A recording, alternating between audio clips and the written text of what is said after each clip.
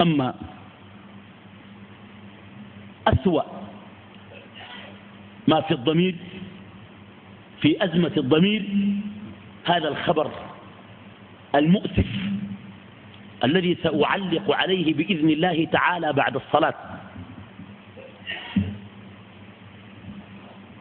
طالبات جامعة الخرطوم يتظاهرن من أجل التيشيرت. الخبر يقول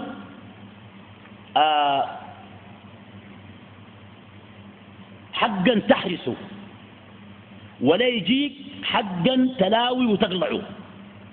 بهذه العبارة ارتفعت أصوات بعض طالبات جامعة الخرطوم أمس بالهتاف وهن يتجولن حول الجامعة معترضات على قرار الحرس الجامعي بمنع الطالبات من ارتداء التيشيرت التي تعتبر من الملابس التي منعت في لائحة قوانين الجامعة. والبوضي الشيء ضيق. والله أنا كنت قنعت، ما كنت قايل في جامعة بتمنع الطالبات يجوا كده. وفعلا لأننا نعيش في عصر تعفن الضمير، ده غلط.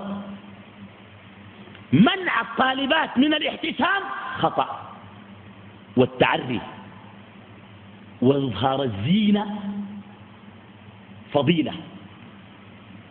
وإن مما أدرك الناس من كلام النبوة الأولى إذا لم تستحي فاصنع ما شئت.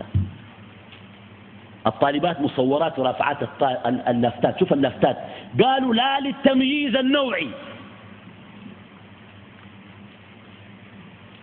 يعني ما يبقون بنات، لكن انتوا بنات نعمل لكم شنو؟ قالوا نحن ما تميزون، تقولوا ولد وبنت، ذكر وانثى، لكن انتوا برضه انثى. رايكم شنو؟ واللبس ده قالوا للنساء ونساء المؤمنين الا يكون ما مؤمنات. قالوا شنو؟ قالوا قرارات التيشيرت ليس لها مبررات، مبادرة طالبات من أجل الطالبات، والله ما من أجل الطالبات. بالله إخواننا، الجامعة العريقة التي يعول عليها في الإصلاح والتغيير والنهضة والتنمية بالقيم، نحن لا نريد تنمية، نريد تنمية بالقيم. هذه الجامعة العريقة، وعشان ما تظلموهم، ما كل الطالبات، في طالبات أصلا ما بلبسن التيشيرتي، وإيه رأيك؟ هم أغلب طالبات الجامعة.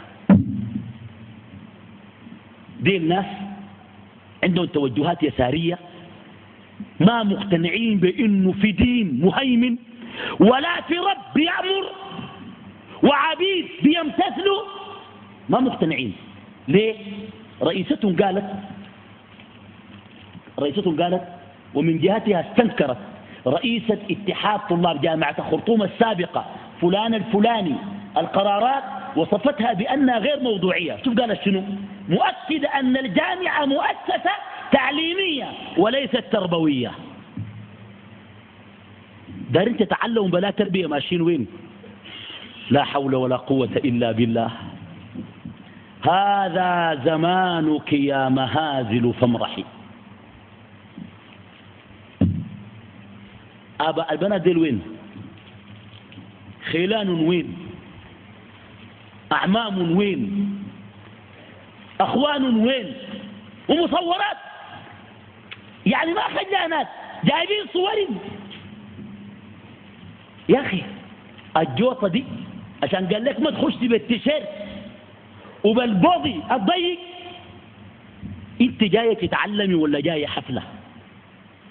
كده أول حاجة لازم نشوف، جاية تتعلمي ولا جاية معرض ولا صالة عرض أزياء لاختيار ملكة جمال؟ جاية تتعلمي؟ يا أخي بيقول لك البسيط تعال اتعلم إن شاء الله شوال في شنو؟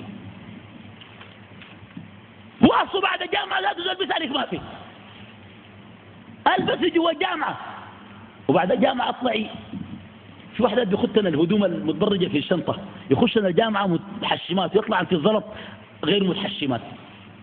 يا اخوان والله انا ما كنت اصدق، لكن انا داير ااكد انه ما طالبات الجامعة هكذا. اول حاجة في كثير جدا محجبات، لان شفنا جامعة الخرطوم وبنلاقي فيها الطلاب ونقيم فيها محاضرات، أؤكد لكم أن معظم الطالبات محتشمات، حتى الماء محجبات حجاب كامل ما بيلبسوا التيشيرت، ولو منعوها بتمتنع.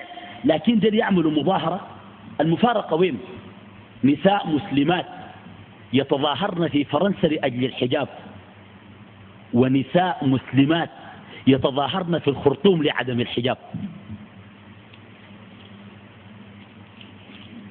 نعيش ونشوف زي ما قالوا مع العولمة ومع شباب العولمة، لكن لن تمر مثل هذه الأمور في مثل هذه البلاد، في منابر وفي ناس جزاهم الله خير. والله أنا أؤيد وأشكر من خلال هذا المنبر الجامعة بحرسها الجامعي.